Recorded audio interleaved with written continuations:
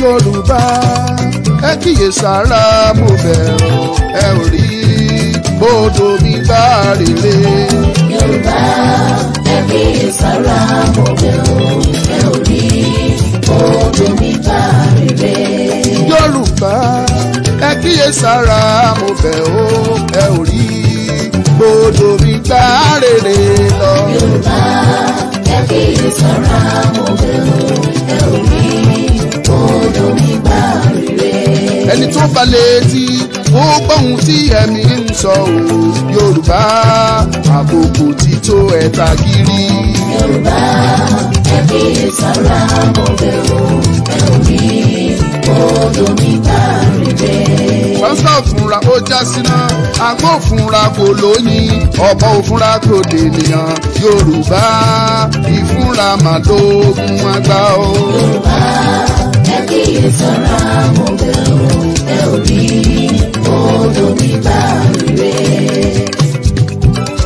Gẹ́ngẹ́ báyìí ní síwájú ijó àgbọ̀nsálẹ̀ lóní ọ̀wù. Ọmọ Lúkà mo tún dé láti forí ewì kìlọ̀ ìwà fọ́mọ aráyé. Ọmọ òkòrókòró lókun sá, ọmọ arógun má sá, ọmọ arógun má ṣojo. Ọmọ ọlọ́kà fòkúta rìgìdì bógun jà. Yorùbá bọ̀ wọ́n ní bí ò bá nídìí obìnrin èjẹ́kú mólú. Èrèdí rẹ̀ tẹ́ ẹ fi ń gbọ́ mi lákọlákọ, ẹ súnmọ́ bí ẹ wá gbóhùn lẹ́nu mi. Ọmọ ọlọ́kà apẹ̀wà ìdènà ọmọ bí ọ̀rẹ́. Yorùbá ẹ̀yà ńlá kan tọ́lọ́run dá lọ́nà ọ̀tọ̀ tó sì fi ohun gbogbo kẹ́. Ilẹ̀ Yorùbá gangan nílẹ̀ tó ń ṣàn fún wàrà àtọyìn. Ẹ̀rí ń bẹ wà láyì. Tó bá jẹ́ tọgbọ́n àtayọ kétékété. Gbogbo àgbà ńlá ayé ló ń wárìrì fún ẹ̀yà Yorùbá. Amẹ́ríkà, Canada, Brazil, Europe àti Asia, gbogbo wọn pátá ló mọ rírì àwọn ọmọ Oòduà. Bóyá lẹ mọ̀ pé orílẹ̀-èdè ńlá ni Yorùbá káwọn òyìnbó amúnisìn ó tó dé. Orílẹ̀-èdè tó ní ìjọba lábẹ́ àṣẹ Aláàfin Ọ̀yọ́.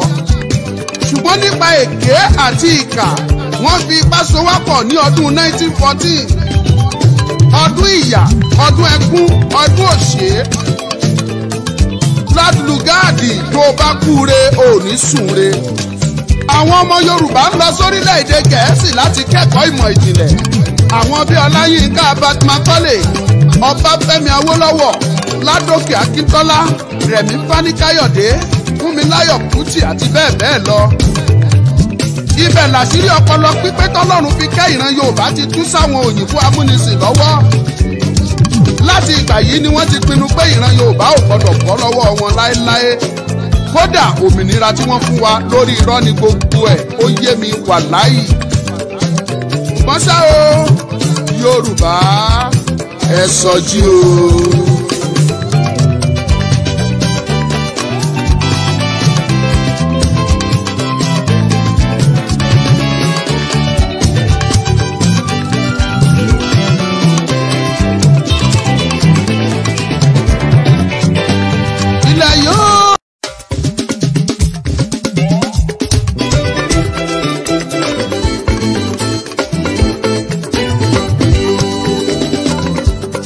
Bẹ́nìyàn bá ronú jinlẹ̀ ní ilé ayé, ìrìnsókè ìrìnsódò ọmọ ènìyàn.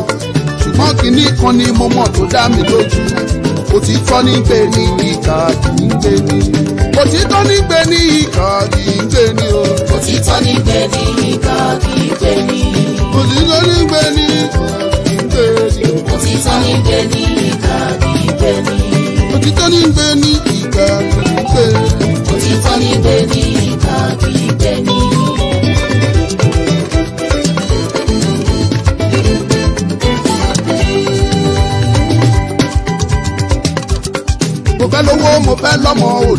ayé ìyẹn ló fẹ́ mú kó sọlé ọ̀làdà òro kó wá fẹ́ sọlé ayé ìdàwá ìlọ ó máa ṣe o òtítọ́ ní gbé ní ìgbà kì í gbé ní òtítọ́ ní gbé ní ìgbà kì í gbé ní o òtítọ́ ní gbé ní ìgbà kì í gbé ní òtítọ́ ní gbé ní ìgbà kì í gbé ní òtítọ́ ní gbé ní ìgbà kì í gbé ní òtítọ́ ní gbé ní ìgbà kì í gbé ní o òtítọ́ ní gbé ní ìgbà kì í gbé ní.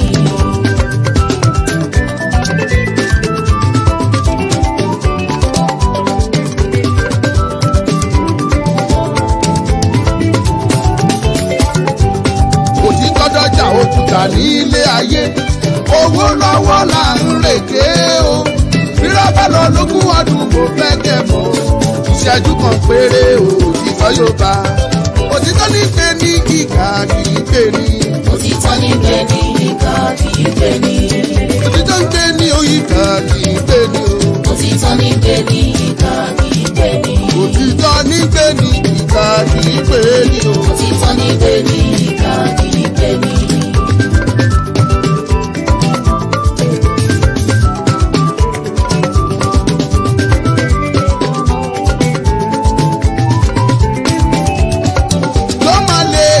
dandan yóò lè ké dandan. òtítọ́ yóò lè ké dandan. yóò lè ké dandan yóò lè ké dandan.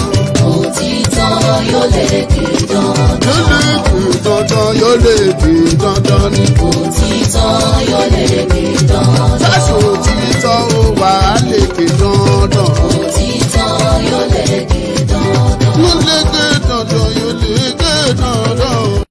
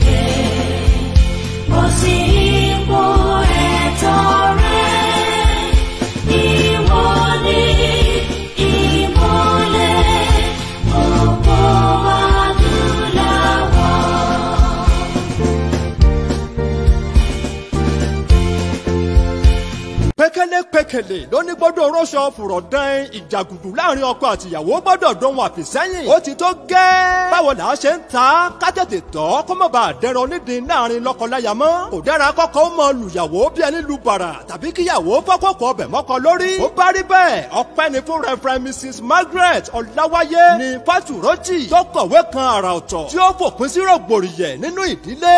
Enough is enough on domestic violence lórúkọ ìwé náà ó ṣe pàtàkì láti rà á. ṣé ẹ rántí arábìnrin òǹkọrin ìgbàgbọ́ ni Sister Ọ̀ṣínnàṣì tó dára alẹ̀ nítorí ìjàgùdù. àló tó gẹ́. àbẹ́ ìmọye ìdílé tọkọ tàbí ìyàwó ti dèrò ẹ̀wọ̀n látàrí èdè ìyedè tó búrẹ́kẹ́ láàrin wọn. Enough is enough. gbogbo ẹ̀yin tẹ́ ẹ fẹ́ lọ́kọ gbéyàwó ẹ̀yin dádì àmọ́ mi. ẹ máa béèrè fún kọ́pì tiyín látọ̀dọ̀ amazon.com for free shipping. fún àlàyé lẹ́kùnrẹ́rẹ́ ẹ kàn sí www.widowsadvocate.org tàbí email wuraola55@gmail.com. Enough is enough on domestic violence. látọwọ́ Reverend Mrs. Margaret Ọláwáyé. ẹ máa rà ó.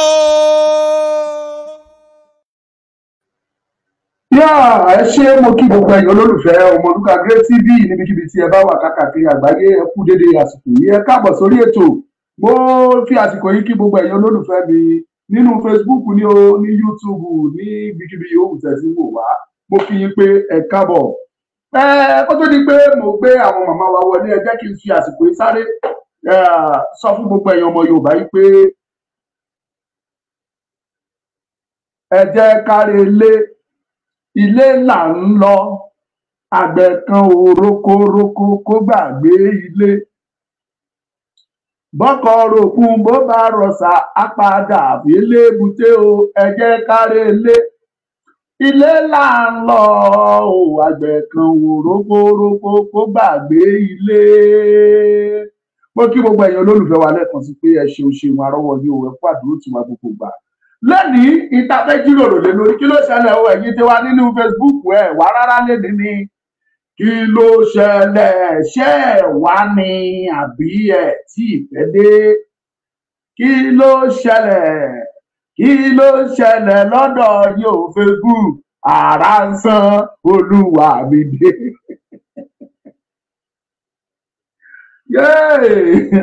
Ara ń san olúwa mi dé. Tára bá máa sán àwọn ọ̀tá wa lára máa sán pa kò lè sán dọ́dọ̀ tí a bọ́ bá sán dọ́dọ̀ wa gan-an máa ṣakọ tá máa lẹ́sìkẹ́mẹ́ jẹ̀gẹ́gẹ́ ni so ara ò lè sán pa àwa ọ̀tá wa lára máa sán pa. Mo lálejò pàtàkì pẹ̀lú wa lénìí àwọn màmá wa jẹ́ tí queen tẹ́tí mọ̀ tí wọ́n máa fi gbogbo ìgbà tí wọ́n máa fi dúró tì wá. Kí la fẹ́ jíròrò lé lórí gbogbo ẹ̀yọ́ ọmọ Yorùbá prepare ara yín o torí pé kí ni gbogbo yín lẹ máa pè wọlé lẹ́ni gbogbo yín lẹ máa sọ̀rọ̀ gbogbo yín lẹ máa dá sọ̀rọ̀ tó wà nílẹ̀ yìí. Kí ni tí wọ́n ń pè ní jápa jápa o jápa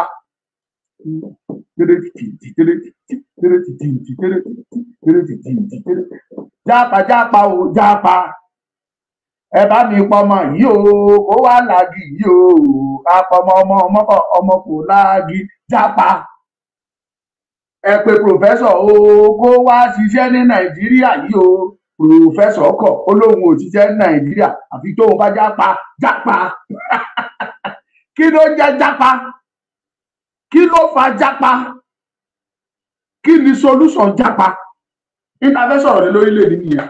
Mo máa fi tẹlifóònù nọ́mbà tẹ máa pè mo máa fi sójú fọ́nrán màmá wa máa kọ́kọ́ sọ̀rọ̀ tá a bá ti bá débì kan o àṣẹwà sí ojú òpó lẹ̀ ẹ pè wọlé tó bá lálàyé tó fẹ́ ṣe tó bá níbèrè àwàjọ ṣe kí ni àjọgbè fúnra wa ẹ jẹ́ gbé àlejò wa wọlé o yẹ ti queen ọdún ni wọ́n wọ ìṣàìmọ̀ fólókó ọdún ni wọ́n ṣe àìmọ̀ fún olóko. Màmá mi yẹ ti queen ẹ bá mi kí gbogbo ọmọ Yorùbá pátápátá nílé lóko níbi kejì kan bá ti gbọ́ wa. Hi everyone, ẹ kúrọ̀lẹ́ o, mo kí gbogbo ẹ̀yin fans Ọmọlúkà show. I want to thank you again for welcoming me on your show, and I hope you will enjoy the show today. Thank you. Mo dẹ̀ dúpẹ́ lọ́wọ́ Ọmọlúkà náà for giving me the opportunity to be the host, co-host. I will not say host. Yes. Co-host of the show. Thank you so much. Ẹ ṣé gan màámi ẹ káàbọ̀. Ọmọ Yorùbá tòótọ́ lódodo. Ẹ mọ̀ pé àwọn ẹ̀ bá wọn rí ìrà tí ò ní ọmọ ẹnu tí ò bá nídìí àkókò ní gbé wọn wá. Yorùbá lẹ́ni tó bá mojú ògún ní pabìnírè. Ẹni tó mojú ògún ní máa ń pabì. Ìdí nìyẹn tá a ṣe gbé wọn wá àwọn ni wọ́n mojú ẹ̀ àwọn lójútọ̀nà àwọn náà mọ gbogbo bọ́rọ̀ yìí ṣe rí. Tí bá sọ pé àwọn náà mojú ẹ̀ ó yé wa tá à ń sọ ẹni tó bá mọ̀ nípa nǹkan náà là máa jẹ́ kó sọ. Mo dẹ̀ ti ṣàlàyé fún gbogbo ẹ̀yin ọmọ Yorùbá kí ni tá a fẹ́ sọ̀rọ̀ lé lórí wọ́n ní nǹkan kan jẹ́ jápa a wá pín sọ́nà mẹ́ta àbí mẹ́rin kí ló ń jẹ́ jápa kí ni tó bí jápa kí ni solution jápa ní tá a fẹ́ sọ̀rọ̀ lé lórí lè nìyí mo ṣe ní gbogbo yín pátá lè máa contribute kì í ṣe màámi nìkan lá sọ̀rọ̀ send a message send your call in a máa gbé bá ti tó time kájọ sọ kájọ gbéyẹ̀wò. Now let me start straight forward bí iṣẹ́ ò bá ti pẹ́ ní ẹnìkan ìpẹ́sẹ̀ máa bẹ́ẹ̀ látọ̀dọ̀ màámi yẹ ti kù yìí. Màámi ẹ̀yin náà ti gbọ́n tí mo gbé kalẹ̀ báyìí ẹjọ́ kí tiẹ̀ ló jẹ́ jápa gan kí náà mìíràn báyìí jápa ẹlòmí kan gbọ́ jápa ni kò yé wọn kí ni jápa ẹ ṣàlàyé kò yé wa. Okay, if I'm to explain japa very simple English, that's escape.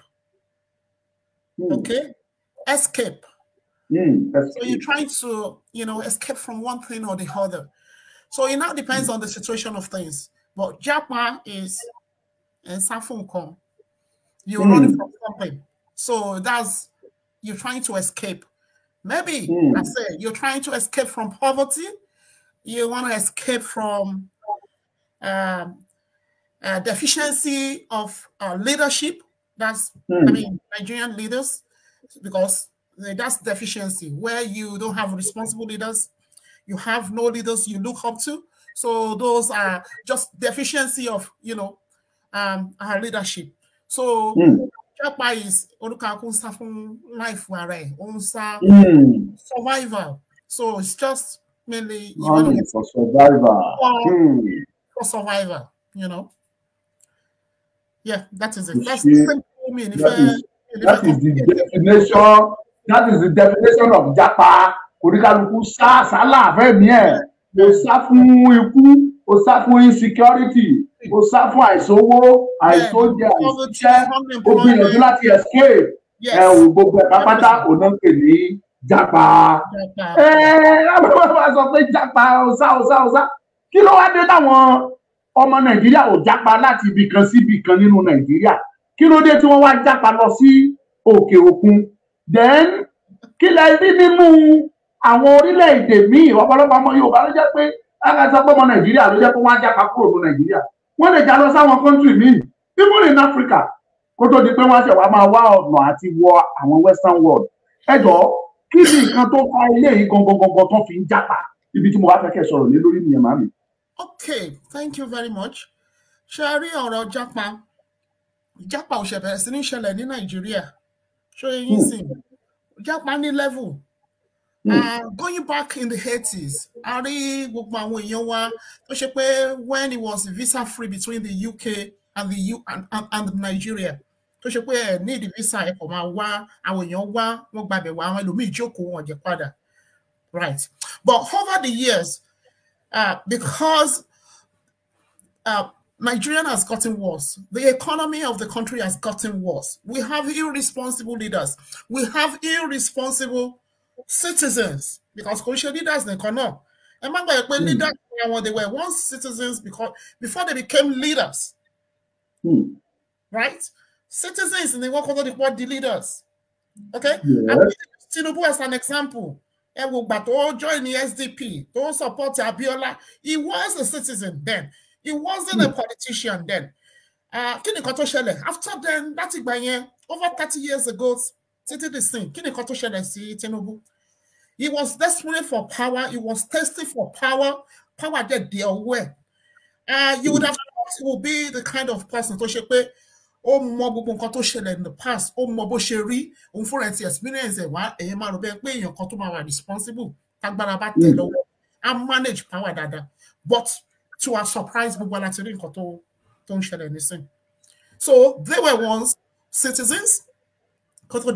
They came into power. So that's an example of what I'm trying to illustrate.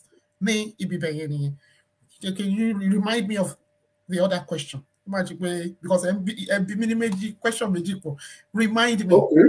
Okay. If you don't mind. Nǹkan tá à ń gbìyànjú láti pé kẹ́ bá wa ṣàlàyé ni pé kí ni nǹkan tó bí tó ṣokùnfà táwọn èèyàn fi ń sá gangan? Kí ni nǹkan tó fà á? Okay, I just stop there.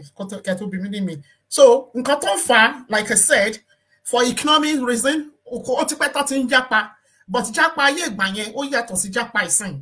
we've seen how Nigeria has gotten worse. We've seen how the economy has gotten worse. We have irresponsible leaders. We have irresponsible citizens as well.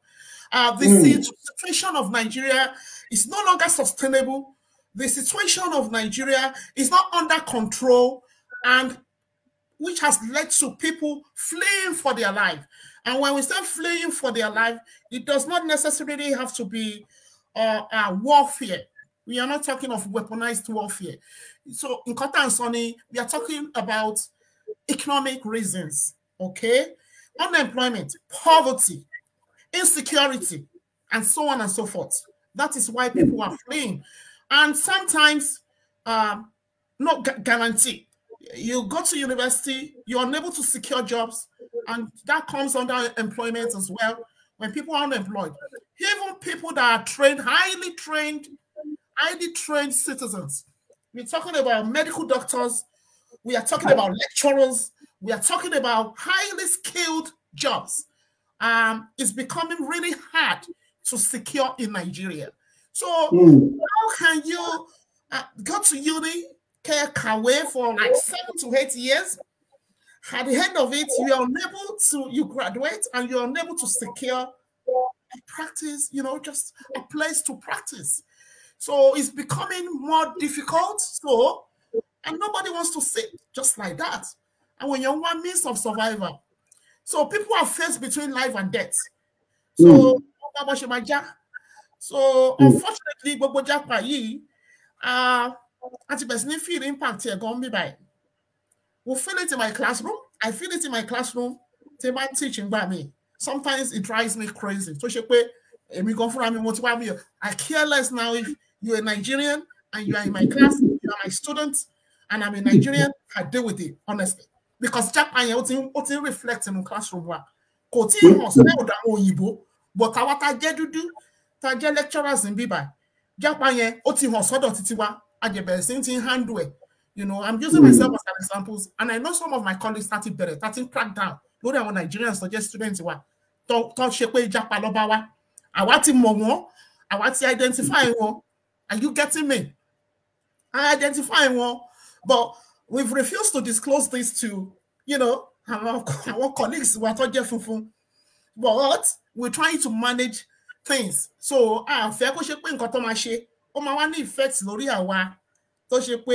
are truly there. We are hardworking. We've been working for a very long time. Anything only affects your work. So we try to just get things under control. Yes. So more they confirm with Japan what I get do more Nigerians I think feel it. Yes, in my classroom. Yes.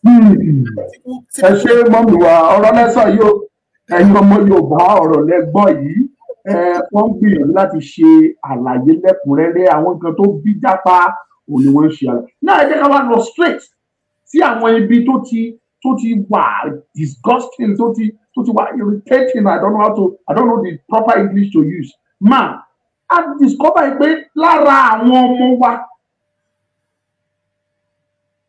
lórí pé wọ́n fẹ́ Jápa yìí in the name of pé wọ́n fẹ́ Jápa a rí pé wọ́n há sí ọwọ́ lóríṣiríṣi. Ẹlòmíì ń bọ́ sọ́wọ́ àwọn tá lọ padà fi wọ́n ṣẹrú. Ẹlòmíì á kú sí Caribbean, Mediterranean Sea. Ẹlòmíì wọ́n á kà á kò tiẹ̀ nílé padà wálé mọ́. And many other things. Bíi pé kán gba Libya, kán gba Tunisia, kán gba àwọn Northern Africa, kán gba bẹ̀ kán láwọn fẹ́ Jápa lọ. At the end of the day, ó lọ jẹ́ nǹkan míì náà ń bọ́ sí. Ẹ jọ̀ọ́ mà kí ni ẹ bá wa rí sọ sí eléyìí mà kí lẹ rí sọ sí. Yeah. If I am to your session ma ẹ má bínú mo ní flu ni o. Ẹ mú mi. Omi ò lè solve yẹ ó freeze ni ya. Omi ò lè solve yẹ. So if I'm to respond to that question, Sherry, àìmọye àwọn èèyàn tó ti kú mo dẹ̀ mọ̀ pé ẹ̀yin náà ti máa gbọ́ oríṣiríṣi voice note tẹ́ mọ́ tó ń pe Tinubu jọ wá gbà wá o ìgbà tí Buhari wọ́n bẹ́ẹ̀ ni wọ́n ń pe Buhari náà not just Tinubu because ìgbà tẹ́ bá wà nílé ṣe rí I don't know what is going on. Let me say this ó dẹ̀ pé àwọn tó wà nílé ṣé kí n lò pé they are deaf or blind. I don't know what is going on kò sí bẹ́ẹ̀ ṣe lè explain nǹkan fún wọn títí mi rò bẹ́ẹ̀ pé already láti listen mi rò bẹ́ẹ̀ already láti gbọ́. Okay, not until tó bá wá débẹ̀ tó bá experience kíní yẹn ojú wọn wá là ojú wọn wá kàn ìgbà yẹn ló má bẹ̀ sí ní understand kíní yẹn. So when you tell people don't do this ẹ̀yin tẹ́ ẹ lọ tẹ́ ẹ fẹ́ sá lọ sí Arab country ìyá máa jẹ yín this and that wọ́n gbọ́ àti rí wọn tó ti pọ̀ ń bẹ̀rẹ̀ tó ṣe pé wọ́n ti gbàbẹ̀ tó ṣe pé ẹ̀mí wọn ti lọ ní Arab country tó ṣe pé wọ́n ti kú wọn gbúrò wọn mọ̀ kankan nípa wọn ẹlòmíì gan ti ya wèrè ẹlòmíì gan ṣe wọ́n lọ́ọ̀kì wọn ẹ mọ̀ pé bẹ̀rẹ̀ yẹn is whatever they do it and get away with it kò sẹ́ni tó máa mú wọn. Ó yàtọ̀ sí Europe àbí kò yẹ yín sìn so ibẹ̀ náà jẹ́ ló yá fún wọn láti sáré sọ pé káwọn sáré lọ so Mediterranean Sea àti ráwọn èèyàn tó ti kú tó ti pọ̀ dúdú especially Nigerians in particular tó ti ṣe pé wọ́n kú tó yẹ wọ́n fẹ́ try láti sọ dábẹ̀ yẹn kó gbàbẹ̀ wọ Italy I read me to escape and they read me to cool. Europe náà gan fúnra ẹ̀jẹ̀ tí wá tough ju gbogbo bẹ́ẹ̀ náà sì ṣe bóun lẹ́rí tí Germany wá tó wá bá Tinubu tó náà fẹ́ deport gbogbo Nigerians tó wá seek asylum àwọn fẹ́ deport wọn padà. So kò sẹ́ni tó ń grant asylum mọ́ kò sẹ́ni tó fẹ́ ṣe mọ́ nítorí overpopulation is affecting their economy as well. So ẹni tó bá ń ṣe nísìn you are just risking your life tó bá fẹ́ jápa tètè ya jápa within Africa and bíbẹ̀. Within Africa because there is no guarantee. Nígbè tó bá seek political asylum wọ́n á fún ẹ. Kò sẹ́ni tó fẹ́ ṣe mọ́. Ẹ rí UK fẹ́ kó gbogbo àwọn tó seek political asylum. Ẹ ṣe mi lè sọ bóyá máa ti gbọ́. Wọ́n fẹ́ kó gbogbo wọn lọ sí Rwanda. Ṣẹ́ni kan dá wọn padà lọ sí Africa ní ibi tó ti ń sá kúrò. UK fẹ́ dá wọn padà lọ. I hope I'm making sense. So tell me to go see Arab country. I want you lóyìn. Wọ́n á tún bá yín sùn gan wá pa. If you are not careful, that's what they do. That's what they do. Wọ́n á fẹ́ náà yìí. Wọ́n á ṣe wọn ní fún yín lọ́wọ́ wọn. Ṣé wọ́n máa lò yín bí ẹrú ni? Ibẹ̀ yẹn ẹ fẹ́ ṣiṣẹ́ bí ẹni máa fẹ́ kú. You know, ẹ lè ṣiṣẹ́ 24 hours non-stop. So ibẹ̀ yẹn ṣé mi yín gbé ẹyin ò bá tẹ lazy. Ó lè jẹ́ kí nígbà tẹ́ bá débẹ̀ tẹ́ wọ́n máa pariwo ẹ gbà wá o. You know, you know, I'm voice notes don't lock it. So it's not worried. I understand that Nigeria is in a mess, but Japan, I suggest just move to within Africa is still okay. But mommy, they don't move within Africa. There are many few countries in Africa ni wọ́n ní visa free for Nigeria. Ọ̀pọ̀lọpọ̀ àwọn countries tó wà ní Africa ló jẹ́ pé wàá request fún visa ó máa take any time kan tó lè grant visa fún ẹ. Most of them will not even grant the visa because of that Nigeria ló ti wá, they won't approve it. No one will grant visa. There are very few tí wọn ò lè lo visa wọ̀. That is àwọn West African countries wọ̀nyẹn yẹn dẹ̀ ni kò sí kankan bẹ̀. Èkìtì state dá ju gbogbo wọn lọ. Màámi kí lẹ wá rí tẹ́lẹ̀ yìí. Yeah. Bless you, man. Ẹ ṣeun gan sa. Ìyẹn ló ń pè ní wípé you see, life is in your hands. Your destiny is in your hands. The perfect Nigeria, Delaney, you can do it. How? And here is why. Because already ni. Ṣé bá wọn Niger lọ fight ti tara wọn ìgbà tí France tó ń ṣẹ̀rù bà wọ́n pa máa invade wọn. Ṣé wọ́n mira náà? Ṣé they stood up to France. Ìgbà tó yá ṣé France ò bọ́ sí tando wọn. Ẹ̀yin ò tí ready ni ebi ò tí pa yín ṣe wà láì. Ó gbọ́dọ̀ jẹ́ kébi yẹn pa yín. Now, nǹkan tí mo try láti sọ́nsìn ni pé ṣe rí àwọn African countries tẹ́ ẹ̀ sọ yẹn, they might be nothing, but right now, wọ́n better Nigeria. Take it or leave it. No matter how small they are, wọ́n better Nigeria. Àbí kò yẹ yín nísìn. But is Japan the solution? That's the question we should ask ourselves. Ṣé Japan yẹn ni solution? Because nobody wants to see you Nigerians. Money.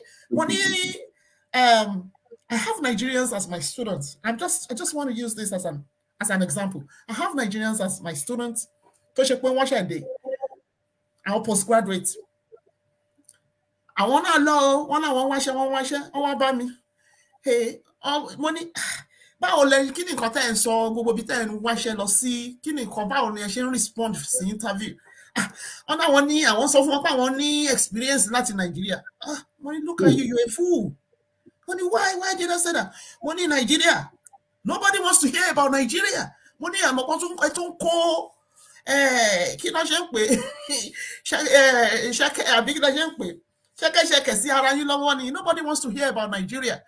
So, you know, wọ́n dẹ̀ bẹ̀rẹ̀ sí náà nǹkan tí mo sọ fún wọn bí mo ṣe advice wọn yẹn wọ́n dẹ̀ bẹ̀rẹ̀ sí náà put into use.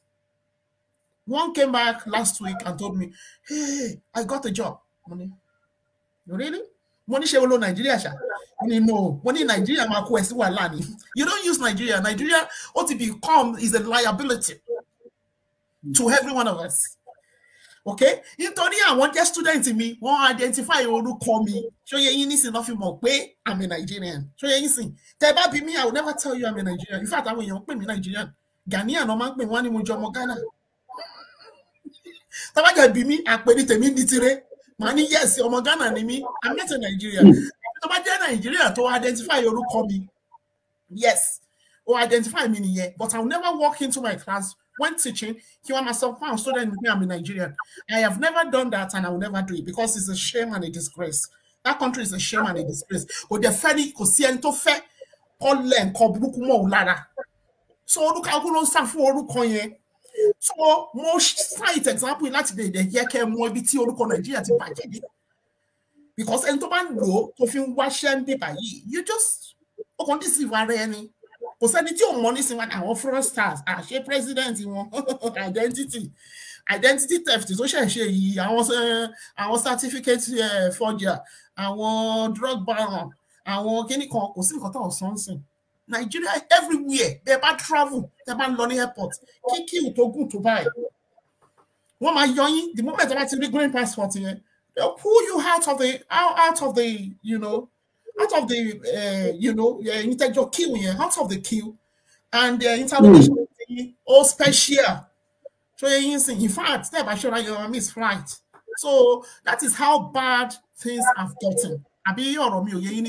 So anything you do now, you tell me wow. So I don't know about Nigeria, but you tell me why you try as much as possible and avoid using Nigeria. I want to get you or you want to pay more, want to result there.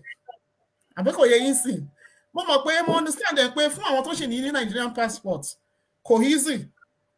But for any turn in Nigerian passport, it's very easy. It will go undetectable because you have nothing to do with the country anyway. You don't have their passports. So Nigeria not only won't affect anyone in Nigeria, won't affect our diaspora. No, won't affect one. Learning. I want to want diaspora don't apply for visa. So she won't need permit in Gombe by. Go one be by go apply for American visa. You can be denied the visa. That's why the phone she will be by. Because kilo de to the oju toffin wo àwọn tó jẹ́ Nigeria. The moment I the passport you live elsewhere, they don't care, they don't bloody care. Oh, fair more. Nigeria and Shati Bajeni. So sharing Japan any solution. I am saying it again and again. The perfect shake here, you can do it. Stand up to this useless government of yours. Okay? I have nothing against Tinubu. I have nothing against anybody.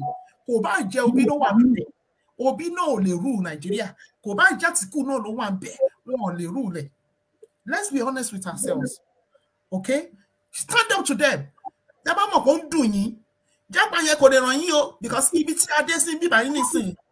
I want contact Nigeria or anybody show. Oh, by Nigeria, that's your headache. Oh, Banjapa no wabi to Banjapa see you. Ojuti they know this you. Because the take responsibility to one to Nigeria for go and say Lord. Can it to Nigeria? So we should do what? So those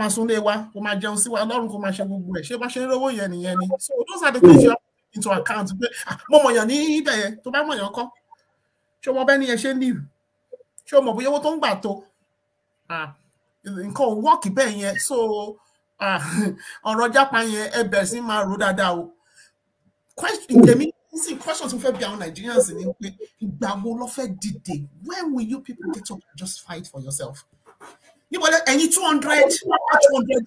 200 million plus. The first Japa say no. Everybody bet Japa. Japa see.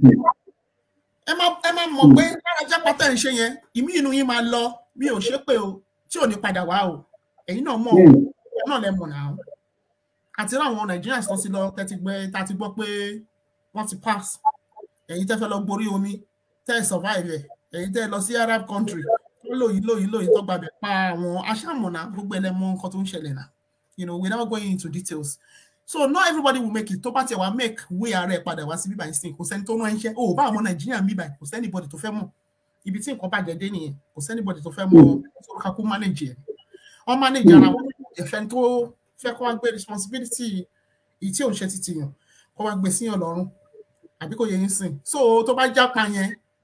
Ta ló sọ fún ẹ pé wà survive tó bá débi nígbà tí example ohun wa bó ṣe máa kó gbogbo àwọn political asylum seekers ó fẹ́ dá wọn padà sí Rwanda kóòtù ló ṣì ń dílé wọn sí yìí o kóòtù sọ pé kó máa ṣe àwọn wá ti ń sọ ń sìn pé àwọn máa lọ redraft ẹ̀ wọ́n máa ṣe mọ̀ bọ́ ṣe ó dẹ̀ pé bọ́ ṣe formulate kí ni policies yẹn ni àwọn lawyers tí wọ́n bá wọn rò sí so wọ́n máa túkọ́ so tó bá túkọ́ so yẹ yín sìn wọ́n ti mọ nǹkan tí kóòtù fẹ́ wọ́n ti mọ̀ pé òkè nǹkan tí ruling court rèé o fault nǹkan tí court tó mú jáde tí ò fi kíní yẹn tí ò fi lọ true so àwọn máa lọ correct yẹn sìn tó bá ti wá correct again wọ́n tún wá gbé wọ́n tún wá pass ẹ̀ tó bá dẹ̀ ti dey correct ẹ̀ wọ́n ti mọ̀ táwọn ti ṣe mistake ó máa go through this time around ṣe I understand me it will go through once it go through gbogbo wọn ló máa deport padà so ẹ̀yin tẹ́ ń jápa ẹ má wulẹ̀ wá sí UK torí UK náà máa já yín padà wá sí Rwanda. Wẹ́rẹ́ ń wo bàbá wa dé Rwanda náà wá máa dà wọ́n rádaràdà máa ń wọ́n dà dà. Rwanda máa dé wọn padà sí Nàìjíríà. Náà tẹ́tẹ́ wàá wo gbogbo àlàyé tẹ́ wá ṣe báyìí màá mi pẹ̀lú gbogbo àlàyé tẹ́ ṣe sílẹ̀ yìí kí ni ẹ lérò pé a lè ṣe a lè fi fòpin sí jápajàpa yìí ẹ ti sọ pé jápa kọ́ ni solution jápa kúrò Nàìjíríà wá sá UK wá Canada wá everywhere that does not mean you are going to succeed there. Ṣùgbọ́n kí la fẹ́ ṣe we are more than 200 million ní ilẹ̀ Yorùbá we are over 60-70 million kí la fẹ́ ṣe gbogbo wa ò lè jápa a sì máa lẹ́bi a sì máa lára a sì máa léèyàn síbí kí la lè ṣe torílẹ̀-èdè wa bá dáa tó dùn kí la fẹ́ máa jápa kiri fún kí ni solution. Okay, now question tẹ́ bí mi yẹn which is a very very difficult question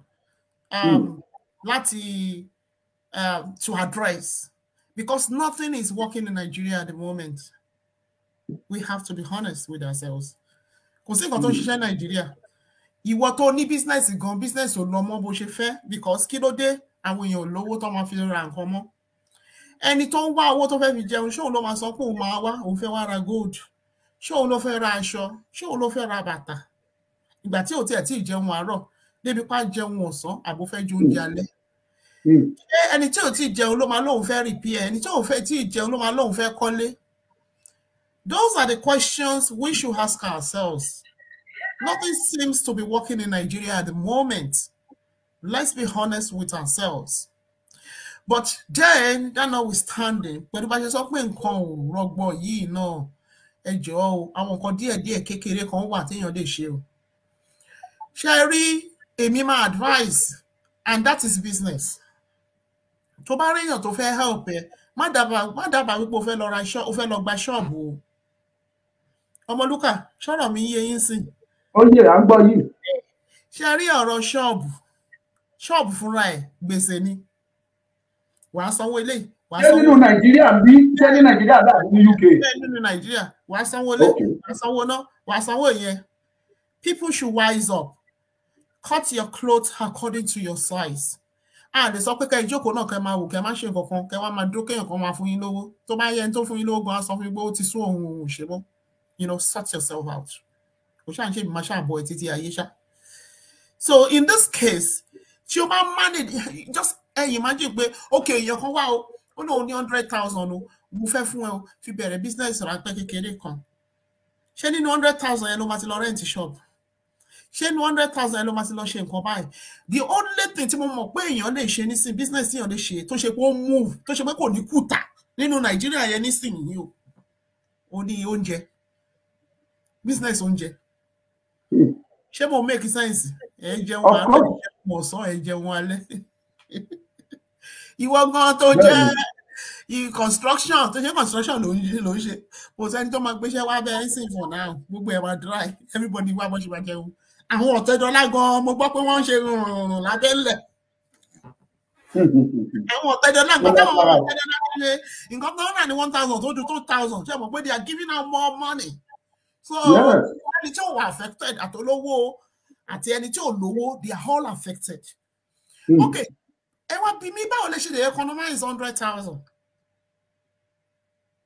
Ìwọ tó bá ní yàrá méjì ó ṣe tètè ya mú yàrá kan ó lóòdù kan tó fẹ́ lóòdù ẹni tó bá fẹ́ wá ra nǹkan kó wá rà lọ́wọ́ ẹ̀ ó mà ní sanwó ó mà ní sanwó ṣọ́ọ̀bù o ní sanwó iná ṣọ́ọ̀bù inú ilé ẹ̀ náà ló wà wọ́n á wá they come and they go béèyàn ṣe ń ṣe nǹkan nìyẹn for now nǹkan tèmi rí nìyẹn oúnjẹ nìkan lẹ́lẹ̀ tán Nàìjíríà sí tẹ́ẹ̀ní kùtà ọ́ ẹ rí gbogbo àwọn. owó náà lèèyàn fi tó ń jẹ màámi owó làá fi tó ń jẹ bó náà ti máa rówó. òun náà ni mo sọ ń sin pé irú ẹni tó bá rí bí 100,000 you can start from there inú ilé ẹ 100,000 yẹn tó bá máa fi ra àwọn kinní yẹn tó bá máa fi gbé sínú ilé it will make the difference. Let's be honest with ourselves. If you are thinking of renting a shop, okay, lomi wa fortunate. Ṣebí wọ́n pọ̀. I'm very sorry to say o. Ṣebí lomi wa pọ̀ ní bá ṣe ní kò sóúnjẹ tó wọ́n réyàn fún wọn lówó oúnjẹ o. Ṣé gbogbo náà ni? Ojoojúmọ́ tá bá bọ́ sórí Facebook là ń wo show. Ẹ jọ̀ọ́ èèyàn kan ní àrùn báyìí ẹ fún mi lówó. Wọ́n á tọrọ wá dẹ̀ jẹ.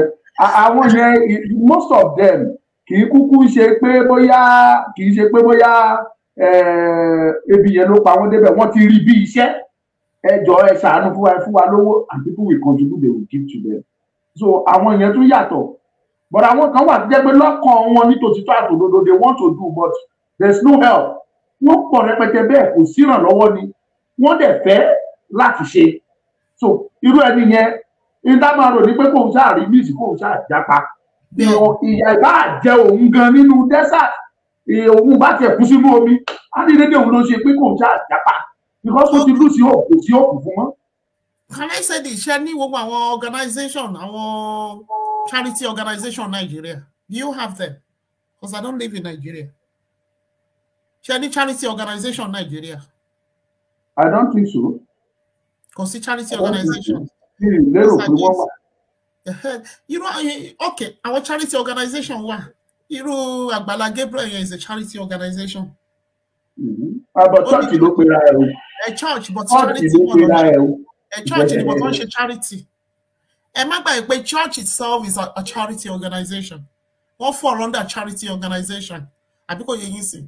Irú yẹn sì yín bó ṣe pé ó lọ bá Àgbàlá àbí tó sọ pé kó wá kọ́lé fún ẹ má dábàá kó fẹ́ wá kọ́lé fún ẹ. Mo need 200, mo need 300 kí n fi bẹ̀rẹ̀ nǹkan kan. Tó bá jẹ́ fún ẹ manage it well. If you are the type to ṣe pé lómi wà kò sí iye owó tẹ́ bá fún kò lè manage it débi kó fẹ́ make $1 profit on it. Àwọn irú àwọn yẹn tẹ̀ ló pọ̀ jù. You get the right people. Àwọn lómi wà mo fẹ́ kẹ́ mọ̀ gan pé kò sí bẹ́ẹ̀ ni sọ pé if you help àwọn èèyàn tó àwọn kan wà tó ṣe pé orí wọn ò gbáre. I am sorry for using that word. Kò sí bẹ́ẹ̀ ṣe lè help wọn tó bí àgbà náà lọ ṣe máa jẹ́ fún yín.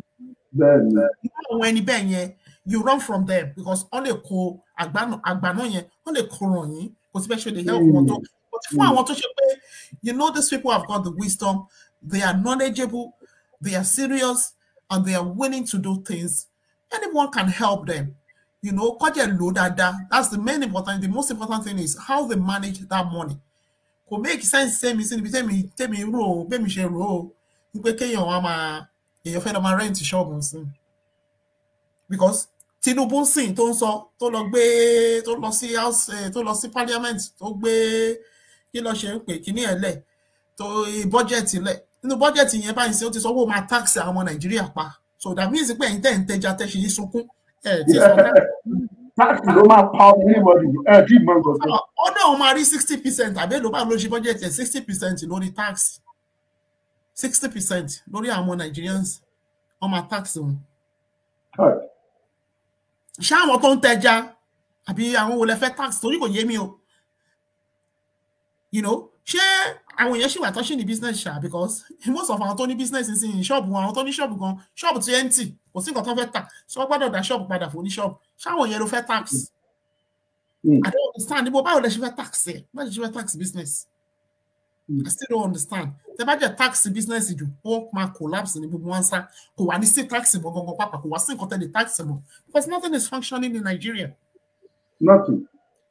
So advice mi yìí ó apply fún ẹni tó serious kò apply sí àwọn tó ṣe pé láyé wọn they are just dependent on people wọn lè ṣe nǹkan kan láyé wọn wọn kàn depend lórí àwọn èèyàn ni that is not good for them irú àwọn èèyàn they should sort themselves out ìwọ tó bá fẹ́ ṣe ní kọ́ lọ ṣe but fún ẹni tó serious and you know what you want for yourself yes irú àwọn ènìyàn advice yẹn no good fún honestly. Because gbogbo yín ò lè sápọn wọn ẹ máa dé stage kan African countries máa ló gbogbo yín padà wàláì mò ń sọ fún yín ẹ lọ kọ́lẹ̀ wọ́n ti ń lé yín gan wọ́n ti lé wọn Ghana ti lé wọn Sierra Leone ti lé wọn so Egypt ti ń reject Nàìjíríà so wọ́n làwọn sọ. Sierra Leone tó gún jà tó ṣe pé they are very poor there àwọn tó ṣe pé ogun jà wọn. Ìgbà táwọn yẹn bá ti lé Nàìjíríà so kò sí country kankan láfíríkà yàtọ̀ sí tó Benin Republic and Togo nìkan àti Niger àwọn nìkan just àwọn tó ń sọ̀rọ̀ níwá immediate country tó ṣe bọ́dà pẹ̀lú àwọn nìkan ní ò lé àwọn Nàìjíríà other countries wàá ṣe kó tó wọbẹ̀ wọ́n question ẹ̀ wọ́n ṣe àwọn tó bẹ́ẹ̀ pé ò fẹ́ gba visa wọ́n question ẹ̀ dáadáa ni but àwọn tó bá yẹ pé wàá gba visa kó tó wọbẹ̀ wàá ṣe ó lè má lè visa àwọn gan gbà. Even nǹkan àwọn tó yẹ lọ́dún visa wọ́n máa dé stage kan lọ kọ́lẹ̀ Benin Republic máa short down wọ́n máa close gbogbo order ẹ lọ kọ́lẹ̀. Jesus. So by this stage, they will do it, honestly. They will, because they will have no choice. Because Benin is a very small country. Ìgbà tí gbogbo ẹ̀yin Yorùbá bá ti kóra yín lọ sí bíbẹ̀. Báwo ni ẹ ṣe ẹ mọ̀ pé wọn tó lọ Nàìjíríà ṣá jẹ́ mọ̀ kó ti spread wọ Benin ṣá. No. Of course. Nǹkan tí wọ́n ní Benin kò sí business mọ́ bí nǹkan ṣe boom tẹ́lẹ̀. Things are not booming. So gbogbo àwọn Nigerians tó ti kó gbogbo nǹkan tó ń ṣẹlẹ̀ ní Nàìjíríà wọ́n ti kó wọ Benin. So kí lè ṣe fẹ́ Benin tó bá já Benin máa sọ pé no, it's no longer sustainable. We are a small country, so a lè máa wò ké ẹ̀yin 200 wá dé kẹwàá gbàlú mọ́ wa lọ́wọ́. They will shut their only right. Okay, ẹ má rò bẹ́ẹ̀ tó pé àjọ jẹ́ West African country ó bí pé ẹ máa wọ́ lọ́wọ́ bẹ́ẹ̀. No, they can. Kẹ́ lọ wo gbogbo òfin yẹn dáadáa. Ẹ lọ wo òfin ECOWAS, they can shut their door. Tó bá ti ṣe pé situation wà tó ṣe pé ó wà around there. Shut door. They should have shut their door long back. But terrorism spread in Nigeria yẹn. It's a very good reason for them to shut their door. Yes, to shut it down. That's one reason they actually shut door èèyàn sí àwọn other neighboring country náà nìyẹn. It's one of those good. It's a good reason. So then they can shut their door and they will. Kò sígbà tó ní shut it. Kò sígbà tó ní shut because it's a small country. So bọ́dì yẹn ti ń pọ̀ fún bẹ́ẹ̀ ni. Gbogbo ilé ìtọ́ ṣìṣì lẹ̀ yẹn. Kí ló ṣe president wọ́n ṣe torí pé bóyá wọ́n á rìn kan gbà lọ́wọ́ Tinubu tó ṣẹ̀dé ìyá open border wọ́n lè máa kó rice wọ́n máa ṣe gbò yẹn. The man is smart. He knows what he's doing. Tó bá ti ń lọ tí ọba ṣe they will shut their door pé ẹ lọ kó gbogbo orí burúkú tẹ̀ ń ṣe mẹ́rin ẹ má kó wá sọ́dọ̀ wa bíbá sort problem in out. So and I don't know if Tinubu has opened the border kó jẹ́ kó ti ẹ̀ máa kó rice jáde lọ́bọ̀. Tó bá ti ṣí kò yẹ kí rice wọ́n tó yẹn. I don't think so. Torí recently mo sì rí àwọn incident kan tó ṣẹlẹ̀ tí àwọn ọlọ́pàá méjì kan ra rice kan fẹ́ gbé wọlé láti inú border wọ́n rà ní Kútọ́nù. Wọ́n rà ní border Nàìjíríà bí I was at the border there. So wọ́n fẹ́ kó rice yẹn wọnú Nàìjíríà ọlọ́pàá láwọn obìnrin méjèèjì obìnrin ni wọ́n. So àwọn custom wá yarí pé wọn ò lè kó pàtó tán bá san 50,000 lórí báàgì rice kankan. I was now laughing at them nípa ẹ̀dẹ̀ fúra yín lọ́lọ́pàá custom bíi ti yí tó tún jẹ́ security kìíní bíi ti yí ó tún fẹ́ gbowó lọ́wọ́ yín kẹ́ tó lè gbé báàgì rice kankan. Rice báàgì méjì. So that is what I was thinking. I don't think the border has been opened. Nítorí north lọ ṣe ń ṣe ń pẹ́ àwọn ń ṣe agriculture. So tó wá lọ open border mi bẹ̀yẹn wọ́n máa flood gbogbo south pẹ̀lú rice. So àwọn northern àwọn north máa wá short. Kí ló dé tó ṣe rice today is 70,000 naira in Nigeria. Kò tí nǹkan tó máa 100 tí kò tó di pé Christmas. So kí ló dé tẹ́ ṣe wá ń fẹ́ bí pa àwọn tó wà ní south nítorí àwọn tó wà ní north torí àwọn tó ń gbé ní north. Ṣé orí gbogbo ẹ̀yin leader yìí are you people okay? You leaders, are you okay? Are you responsible at all? Ìjẹ́ tí ẹ̀ ń ronú rárá at all. Báwo lẹ ṣe máa fi ebi máa pa gbogbo population nítorí pé fẹ́ favour north? Ó yẹ kó sọ yín lóko ni gbogbo ẹ̀yin leaders yìí. Ó yẹ oko ló yẹ kó sọ yín because mi rí ibi tí economist máa ti ṣe bẹ́ẹ̀ ronú. Tẹ́ bá open border yẹn ẹ máa rí bí nǹkan ṣe máa wálẹ̀. Competition máa wà. Ṣé yẹn sìn? Price máa drop. Kí ló dé? Nítorí pé there is flow of goods. Kò ṣe pé tó pé Nàìjíríà wà okay o. Lówó rice ṣe lọ sókè o. Mo sọ òótọ́ fún yín o.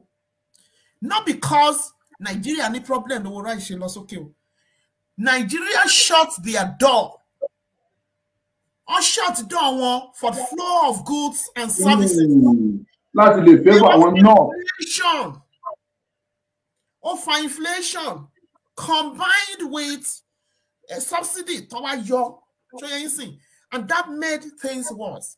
Ṣé subsidy yẹn bá ṣe yọ yẹn tí bọ́dà wà open tó dúkà okú lọ ń kó rice, àwọn tó ń ta rice lọ ń kó rice wọn, tó ń ta business as usual, tó ń kó oríṣiríṣi ọjà wọlé between Benin and Nigeria. Maybe rice will be around 30,000 today. So you might listen. But where there is no flow of goods and services, you shut your border. But rice is 200 million my jet or what I like to not. About you, Benny. She not need Letonia, they produce 200 million bags of rice. And when you're a bag of rice, tea, they can consume. Hello, me, man, near 20. Why don't you a bag of rice come at 1 issue? Are you people crazy? Can the economists don't advise you? If you business in here, but you run economy in here, you are running down the economy of the country. You've already run down the economy of the country.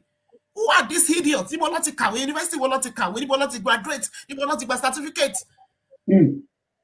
Then you can shut down border. I mean, I just don't know. I just don't understand what's going on. Those people are sick people. Your leaders are sick. Honestly. Thank you, my mommy. Ẹ̀yin jẹ́ àwọn wà nílé láàrin ìṣẹ́jú mẹ́wàá péré ẹ bá wa pè wọlé kẹ́ dá sí ètò. Màmá wa yé ti pè wọ́n á máa bẹ́ ètò lọ tí wọ́n bọ̀ tí kọ́ yín bá wọlé wọ́n á gbé ẹ lè ní nǹkan tẹ́ fẹ́ sọ tàbí ẹni question tẹ́ fẹ́ béèrè tàbí ẹni nǹkan tẹ́ fẹ́ kán bá yín ṣe àlàyé lẹ́kùnrẹ́rẹ́ ẹ pè wá wọlé 07046092484 nọ́mbà tẹ́ máa pè sí nìyẹn lẹ́ẹ̀kan sí 07046092484. That is the number to call. I just inform. But I do the call and discuss in the Sherry, economic policies of Nigerian government. There is politics involved in the economic policies of Nigeria. Sherry, South, Onjeya. Nigerians are suffering at the expense of northerners. Kí àwọn northerners kó lè ṣe agriculture wọn, kó lè flourish, kó lè make owó, kó lè ṣe gbogbo ẹ̀. Ó wá fi bí pa gbogbo south, wọ́n shut down border. Àti títí border àti Cameroon o, àti títí border àti ti Èkó gbogbo àti Abẹ́òkúta o, àti títí Ọ̀yọ́ state o. They just shut everything now. Wọ́n fi bí pa gbogbo south. It's not a good economic policies. Not just rice, so we show rice they call chicken. Now I'm not growing up. Time share Christmas. Hey Joe, Mumbo. I just can say Mumbo. If only 1 minute. Hey Joe. Rice is 70,000 foreign rice. And what about the chicken? What about the fried chicken? Buy what about the 10,000-15,000? What about the chicken? 10,000, 15,000. December assurance why pé chicken máa wọ 20,000. What tó bá lágbára chicken? Lọ́ra pa kíni? Chicken máa wọ 20,000 ní December yóò dájú. Tó bá ti lágbára chicken lọ́ra pa tó bá lè pa kó sí ní ara ẹ̀. So I'm back. Growing up, chicken ni gbogbo là ń lò jù tá bá ń ṣe Christmas. Tẹ́ bá rántí. Yes. Chicken náà ó ti di oúnjẹ olówó ní Nigeria. Okay? Ẹja has always been expensive. So ẹja chicken gan tó ṣe pé cheap kò ṣe jẹ mọ́. Ẹja gan kò ṣe jẹ mọ́. Olówó ló ń jẹ gbogbo àwọn kinní yẹn nísìn. Olówó ló ń jẹ beef, olówó ló ń pa màálù, olówó ló ń pa ewúrẹ́, even ewúrẹ́, olówó ló ń pa gbogbo àwọn yẹn. So yín so these are kò ní nǹkan kan ṣe pẹ̀lú, these are just economic policies. Can the leader tó fẹ́ take that bold step kó sọ fún àwọn northerners pé we are going to open this border kò jẹ́ sí nǹkan tó máa ṣẹlẹ̀. Because gbogbo nǹkan tó ń ṣe nísìnyí torí north ni o, nítorí agriculture north lọ ṣe ti border o, kò sí nǹkan míì jù bẹ́ẹ̀ yẹn lọ. But àwọn èèyàn wá sọ pé tí ọmọ wa bá wọlé pé there will be changes. Ọmọ wa ni ẹjọ́ ṣe ọmọ wa dẹ̀ ti wọlé sí ibò láàárín any changes so far. Man, please ẹ sọ̀rọ̀ lórí eléyìí. Èmi ti sọ ti tèmi pé ọmọ yín mẹ́wàá ò bá wọlé ẹ lè rí solutions in Nigeria. Èmi ti sọ ti tèmi pé I have nothing against Tinubu, but Tinubu is not the solution to Nigeria. Neither Obi or Atiku. Kò sí nǹkan kan tó lè resolve kíní yẹn. Èèyàn kan tó wà neutral gbọ́dọ̀ dìde from nowhere nísìn. Wọ́n gbọ́dọ̀ gba gbogbo àwọn tó ń pera wọn ní tó ń pera wọn tó láwọn jẹ́ democracy. Ó yẹ kó gba gbogbo wọn wọnú igbó. Bó máa ṣe pé military ló máa take over, let them take over. Nítorí ìgbà ayé military kò nǹkan ò máa wọ́n sí báyìí o. Ẹ jẹ́ ká bára wa sọ̀tọ̀. Military ò tolerate terrorism o. Let's be honest with ourselves. So they have to get rid of these idiots. Gbogbo wọn pátápátá àti APC o. Kí ló wá ń ṣẹlẹ̀ tí wọ́n wá ní solution fọ́rọ̀ terrorism tó ṣẹlẹ̀ ní Nàìjíríà láti gbà wá?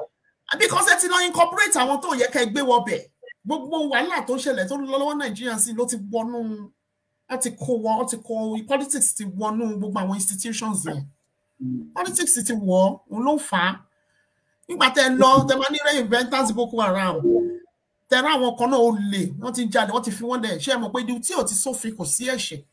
So wọn rí nǹkan tó rán ṣe bí controller ni ṣé controller kan ni wọ́n mú ní ọjọ́ sí ní of recent yìí. Someone like Pantami. Yes. Yes. Ẹ wo orú yẹn sìn. Ẹ jẹ́ gbé odindi terrorist kó wá di minister. Ẹni tó yẹ kó in prison. Ẹ gbé drug baron. Àmúgbó fún rẹ̀ kó di president. Ẹni kó rí yín ò pé nílùú yẹn ṣá. Tẹ́ ẹ̀ bá tí rẹ̀ ní sọ fún yín. Ṣùgbọ́n màmí yẹ ti queen. Ẹ kàn ń sọ eléyìí o. Ṣé ẹ̀yin lérò yìí pé masses wọn ò lágbára lórí ẹni tó máa ṣe ààrẹ? Nàìjíríà ò ń ka ìbò ẹni náà believe báwọn èèyàn ń dìbò ní they don't ensure pé wọ́n ń ka ìbò Nàìjíríà. Nǹkan tó fi lè mú Niger Republic, that tiny country, stood up to France. Nǹkan tó fi lè mú Mali, tí Mali sọ pé ẹ fìlú wálẹ̀ fún yín ní ọjọ́ báyìí kẹ́ fìlú wálẹ̀. Burkina Faso, ìlú kékeré lẹ́gbẹ̀ẹ́ Nàìjíríà, àwọn ìlú tó wọ 20 million, and they stood up to France, 200 million. And he won't call. You see, this is the case here. Freedom does not come free. There is a price to pay for it. You idiots. I'm very sorry for using this word. But tí o tó bá dé ẹ jẹ́ ká sọ tó bó ṣe yẹ kó jẹ́. Ẹ̀yin tí mo bá wí ẹ mọ̀ra yín. Àwọn kan wà, they are ready to take that bold step. I'm talking to the idiots láàrin yín. Okay? Me call everybody. Àwọn tó jẹ́ idiot, ìwọ tó jẹ́ idiots, o mọ̀ rẹ̀. Idiot. You know yourself. We have to be honest. You fight for yourself. Who are the politicians? In the House of Rep, you have like 309, you have like 400. They put houses together. They are not up to 800. No, more compare you. Nigerian national okay. Adewale, only àwọn Niger and Mali, only they have one language. That is why it is easy for them to fight France. They have one language. They have different ethnic groups. And if Fulani, and now I want to Fulani in Niger, just like Nigeria. Africa, you could see one ethnic group in one country called Africa. That is why it actually saw foreign language and one colonizer. Tabani one language and it's all language and colonizer. It's because we are diverse, we are from different ethnic group, so ethnic group can override me. So for us to be unique, can one language or actually adopt language and one colonizer. Otherwise, 07046092484. You will not be able to communicate. You know, I don't speak Hausa. Hausa means food now. But they communicate. Why? Because of that English language. Okay? So that means about the region.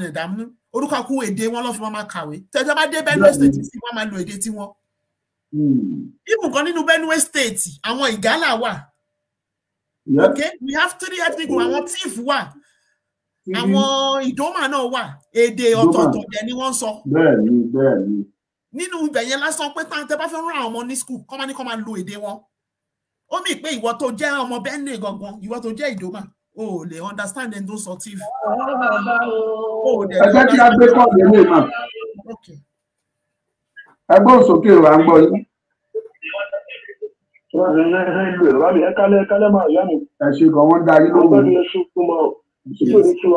Sọ̀rọ̀ mi ṣe rí nǹkan tó wọ́n sọ she say the right thing but the problem ta ní Nàìjíríà ni pé bàbá mi president Nàìjíríà Fúlàní ni ṣé mo pé ó pé ẹ̀sìn ló fi capture ọ̀wọ́ Haúsá ṣe bàbá mi orúkọ máa pé orúkọ ọlọ́pàá ìgbà yẹn orúkọ wọ́n yẹ pé lẹ́nu báyìí tí wọ́n lọ sí pé ìgbà yẹn o wọ́n bá wọn pè nígbà tó capture ọ̀tọ̀ tó ti ní àtọ̀ 100% tó ti mú 70% nù ọwọ́ tí ìjọba ọkọ̀ bá orúkọ ẹ̀ mọ̀ pé Kùránì jẹ́ èdè ìṣẹ̀ ọmọ pé àlà nísìnyí ó Fúlàní ó ti di ẹrú ikọ́ tó bá ṣe fún ilẹ̀ Yorùbá àti Yíbò nìyẹn ọ̀rọ̀ bí ikọ́ tí kò tó ń fẹ́ tó fi lè ṣẹ́ nìyẹn ọ̀rọ̀ tí tá a bá ti pín ẹgbà díẹ̀ nothing can happen in that country Fúlàní ti fẹ́ sọ Nàìjíríà di Islamic country one bàbá mi àdàlà wọn bí pé nílùú wọn yóò ti announce last week pé Nàìjíríà di Islamic country tí wọ́n bá fẹ́ ẹ̀bẹ̀ lọ́wọ́ wọn bàbá mi ẹ̀bẹ̀ lọ́wọ́. country wo la ti ń pè wá. ẹ̀bẹ̀ lọ́wọ́ mi ẹ̀yá mi yẹn pé nílùú tó wà ní UK ló ti announce ní last week àbí last week pé Nàìjíríà is Islamic country wọ́n ń ṣẹ́pẹ̀lú Fúlàní ni wọ́n fẹ́ kí Fúlàní gba Nàìjíríà yẹn wọ́n sọ di Islamic country wọ́n ṣe àwọn lẹ́yìn wọ́n force wọn out. ṣé Nàìjíríà bẹ̀rẹ̀ wà ẹ̀bá mi Nàìjíríà lè ṣiṣẹ́ ọ̀rọ̀ èrè bọ́ọ̀tà àdìgọ́ Nàìjíríà tóbi àgbà náà wọ owó ìṣọ̀kan àdìpẹ̀lẹ̀ Yorùbá nìkan ló dá dúró sí i ó sì dá wọ́n ṣe pọ́nmọ́ lókà ó yà ọmọdé àmì òṣìṣẹ́ yìí àwọn máa ń pàdé nísì mọ́tẹ́mẹ́jọ wọn tí mo wà láàrin wa gbogbo ọ̀tá sọ báyìí plan ṣé ní ìjọba ìwà ìṣúlẹ̀ ti tọ́ the only solution now is that everybody should go their own way. Fúlàní ní agenda wípé ọbẹ̀ sọ̀rọ̀ èdè Islamic country wọ́n ti capture àwọn sọ̀rọ̀ ẹ̀ dì Ìgbò ògbà yòókò gbà ń sìn ní. ṣé ọkọ̀ tó sọ ẹ̀ kò lè ṣe pé ẹ sọ fún kọ́là ẹ sọ fún ọkọ lọ́jọ́ ìníwà padà máa dáhùn gbogbo question wọn ẹ sọ fún ọkọ lọ́jọ́. ẹ lọ bẹ́ẹ̀ padà wọ́n á dáhùn ìbéèrè yìí ẹ ṣe. Okay, now if I'm to respond to that caller, Sherry, it is time kí Yorùbá àti Igbo, right? They should stop scapegoating.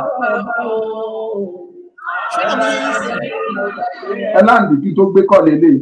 Okay, kó stop láti máa scapegoat. Okay?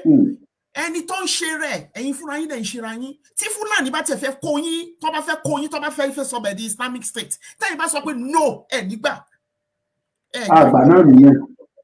Ẹ jẹ́ ká bára wa sọ̀tọ̀.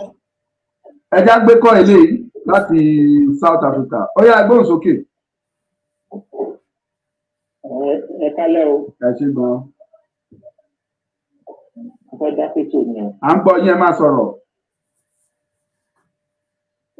Nǹkan tí sísá wa màmá wa nǹkan tó ń sọ yẹn fat mo support nǹkan tó ń sọ yẹn. Ṣé mo Nàìjíríà ò lè work? Àfíkà bá máa tanra wa lókun. Ìṣẹ̀lẹ̀ wa mọ one of the biggest problems that one face ní Nàìjíríà as a whole ni pé àwọn youth sorry to say this àwọn youth but àwọn youth wọ́n yọ̀lẹ̀ gan wọ́n ya ọ̀lẹ yẹ̀dẹ̀ kò ṣe orí wọn ló ti bẹ̀rẹ̀ orí àwọn bàbá ti wá ló ti bẹ̀rẹ̀ ó dẹ̀ ti wá wà lórí wọn sí tẹ́ bá wọn gbogbo àwọn young generation ta wà ń sìn orí ẹ̀wù nǹkan tó ń ṣe lórí TikTok lórí YouTube anything tó bá máa ṣàtì máa ti make owó nǹkan tó bá wọn nìyẹn. So àwọn politician yẹn wọ́n ti rí pé Nàìjíríà wọ́n mọ̀ pé àwọn Nàìjíríà gbọ́ngàn fúnra wọn wọ́n mọ̀ pé bó ti wà ní wọn nǹkan ẹni tí tó bá máa jẹ tó bá máa fún wọn tó bá fún solution tó bá fẹ́ gbé ìgbà tó bá di election time wọ́n mọ̀ wọ́n ti máa mú wọn wọ́n á fún wọn á pín àpò gàrí fún wọn àwọn tí ò bá sọ́mọ̀ pé àpò gàrí ò ní jẹ́ kán lè dìbò fún wọn wọ́n á fún wọn ní owó even though a mọ̀ pé ìbò kan náà máa fi wọlé bọ̀ wọ́n kàn nídìí wọn bóyá wọ́n vote wọ́n kàn nídìí few people pé ó tẹ́ ọ́ ṣe jáde kan lọ vote. So àwọn youth ta ní Nàìjíríà ni wọ́n sì ready láti jà fún future wọn. Wọ́n dàbí Ọmọlúkà mo ti ń follow yín for a very longer time. Àti àwọn other agitator ẹ̀wọ̀n ìgbà tí Yorùbá nation bẹ̀rẹ̀ a lot of people tó come online tó wá ṣe agitate fún Yorùbá nation nǹkan tó máa jẹ òun náà wá. Gbogbo wọn la mọ̀ pé nǹkan bí tí wọ́n ti ń jẹ èèyàn ti ń ṣe ṣùgbọ́n when it comes to our freedom Ọmọlúkà ibi tẹ́mi wà bí mo wà òkè tí bá sọ̀rọ̀ mi mo wà òkè mo ní láti kú fún anybody kan ní Nàìjíríà mi ò dẹ̀ ní láti kú fún any family kan ní Nàìjíríà bọ̀ mo ní ìyá mo ní bàbá mo lè ẹ̀gbọ́n mo ní àbúrò.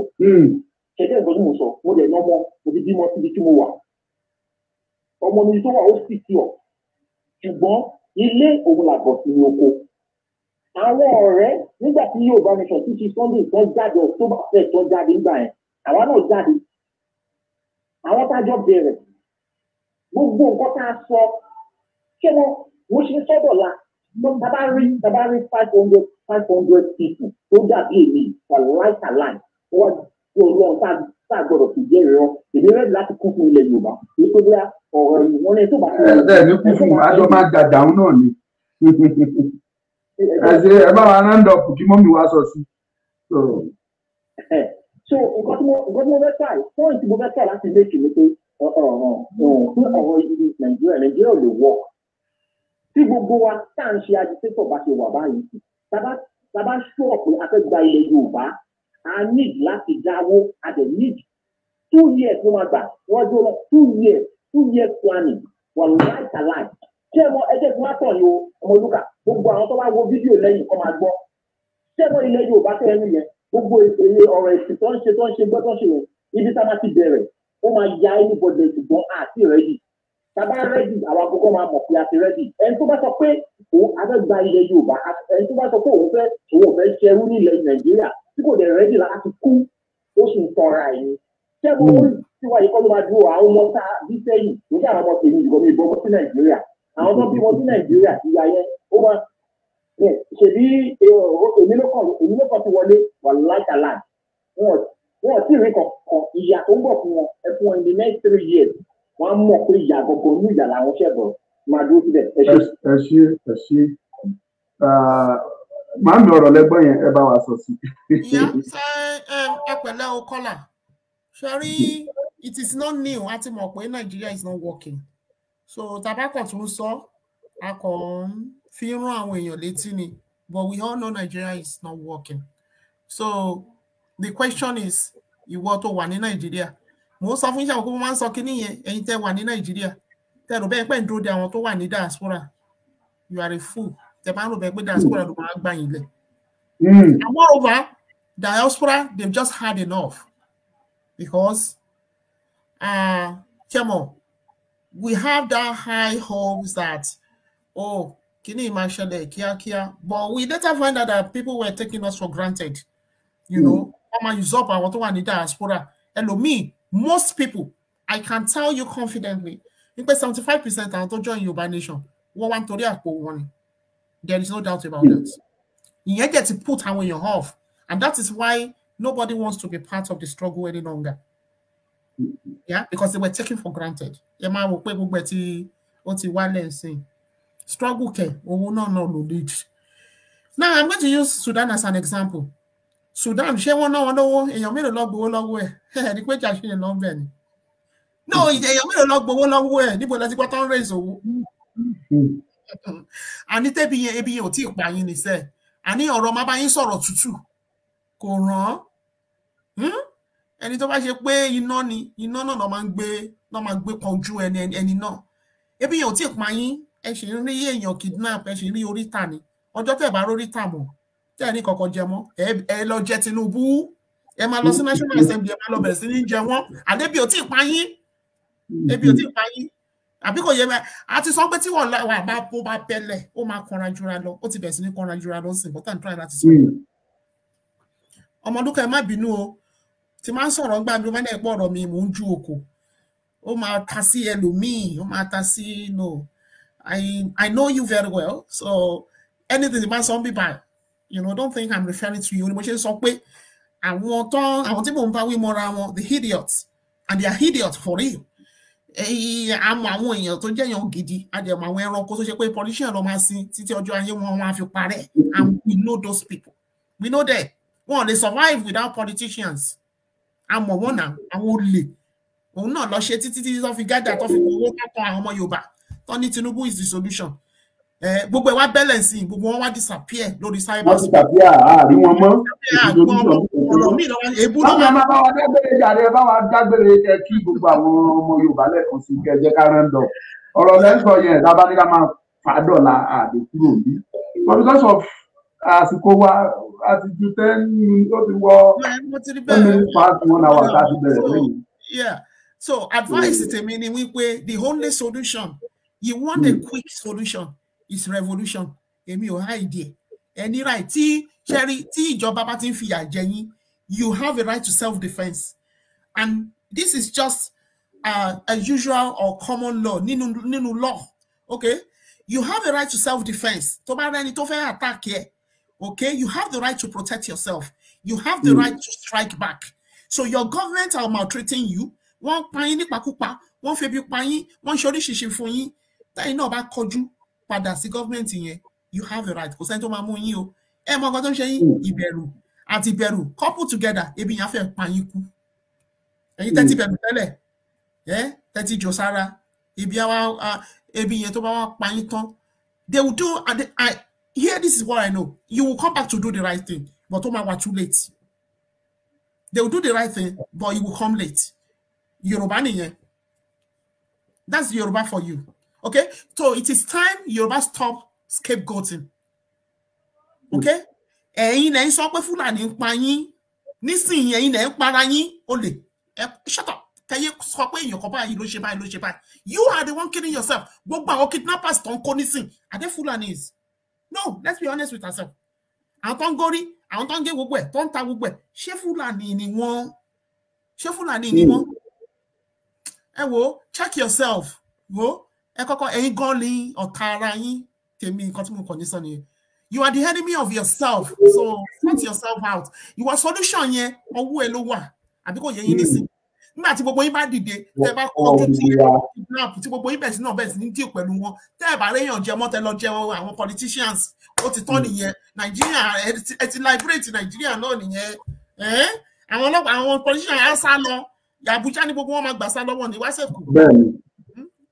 So I mean, advice tèmi nìyẹn, you know. Thank you so much, my mommy. God bless. And people are making no effort. So if you take my word, you make effort. To be honest. Àdúpẹ́. Wọ́n ní Yorùbá bọ̀ lápọ̀rọ̀ lásán fọ́kànlá àti ìjọba dénú àti ọba dénú rẹ̀ yọ̀dù. Ebi ò tí ì pa yín, ìyà òdì. Ebi náà máa ń tẹnu mọ́ gbogbo ìgbà. Ebi ò tí ì pa wọn o, ìyà ò tí ì jẹ wọn o. Ọlọ́run wọ́n ṣe gbádùn lọ́wọ́ ni o. Akíntúndé Ọbádìpẹ̀, God bless you. Ebi ò tí ì pa yín, tó bá pa yín, ẹ dìde. Ẹ sọ pé enough is enough. Ó tó gẹ́. Àti pé wọ́n sì ń béèrè, wọ́n yìí ń rí fún wọn ni. Tó o bá fún wọn lọ.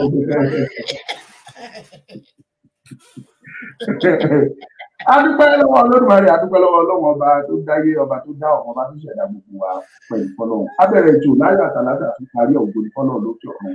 Ẹ já bá ti pé dúpẹ́ lọ́wọ́ màmá wa Yẹtí Queen tó jẹ́ pé gbogbo ìgbà wọ́n máa ń darapọ̀ mọ́ wa. Náà bá wá sí gbàgede, wọ́n wà pẹ̀lú wa lábẹ́lé, wọ́n máa wo gbogbo bá dé ṣe bó ṣe lọ, máa bá wa ṣe sí sọ́ọ̀sì làwa lọ́yẹ̀ ní láàrin ìṣẹ́jú sí ìṣẹ́jú. Ìyẹn la fi dúpẹ́ lọ́wọ́ yín pé ẹ ṣeun, adúpẹ́ lọ́wọ́ yín mà. Lẹ́ẹ̀kan sí ẹ bá wa kí gbogbo ọmọ Yorùbá ká tó máa lọ. Ẹ kàn kí wọ́n ní o. Kábílẹ̀ tó kù dẹ́jọ́ mi. Lọ́wọ́ èyí tẹ wá to take time on yín láti wá watch show yìí, and I hope you've learned something from it. You know, you can make that difference. Ó lè bẹ̀rẹ̀ látọ̀dọ̀ ẹ̀, make the difference, and you know you can actually you can gear up the youth, especially the youth. Àwọn youth ní problem bíbá àwọn màmá yamayama tó máa ń kọrin òṣìkiri lẹ́yìn politician yẹn. Àwọn life àwọn yẹn ti taná, wọn kò ṣe túnṣe mọ́. We have to be honest with ourselves. And you know that you feel in a position yẹn, and youth, but it's not too late. You know that he can walk back and do the right thing. So it is you, the youth, I'm calling on. Liberate yourself. Ẹ jẹ́ káwọn politician rí bínú yín. Tó bá rí bínú yín wọ́n ní dúró wò tán. So advice nìyẹn, because ẹ pọ̀ ju àwọn politician lọ, honestly. Thank you so much. Adúpẹ́. Kò ní jù bẹ́ẹ̀ lọ, adúpẹ́ lọ́wọ́ yín o. màámi ẹ ṣé mo dúpẹ́ o lógo Ọlọ́run á tún pè yín ẹ tún wá láṣẹ Olódùmarè ẹ̀yin ọmọ Yorùbá kò ní ju báyìí lọ ẹ bá wa pín ètò yìí ẹ jẹ́ kó rìn ẹ má wàá fi ṣe pé kí ni wọ́n sọ tàbí kí ni wọ́n ò sọ gbọ́ make sure kó wo fídíò yẹn kí wọ́n náà kẹ́kọ̀ọ́ kó mú tiẹ̀ ń bẹ̀ torí pé kí ni ìjà tó wà nílẹ̀ ìjà tèmi àti ìwọ ni àjọjà náà ni láti máa bọ́ nínú ìdèkùn tí táwa nú ẹ̀yìn Ọmọlúkà ni mo ń jẹ́ okùn pé méjì o kí n tó máa lọ má gbàgbé o ìbùkún ní fórílẹ̀-èdè Yorùbá ó yá kọ tiẹ̀ jáde ìbùkún ní fórílẹ̀-èdè Yorùbá ó yá máa kọ́. Marriage is not a destination, but it's a journey that entails patience, endurance, mutual respect, forgiveness, and a number of other things to get one to the desired destination. But a marriage can be funny at times when it turns to other side, like great sadness, worry, a high level of tension, anxiety, and depression. But do not panic. Enough is enough on domestic violence is the solution. I recommend a book for you, Enough is Enough on Domestic Violence by Reverend Mrs. Margaret Olawaye Nefaturoti. For free shipping, the book is available on Amazon.com. For more info, log on to www.widowsadvocate.org or email widowla55@gmail.com. Enough is Enough on Domestic Violence, a solution book to all marriage problems. Get your copy now.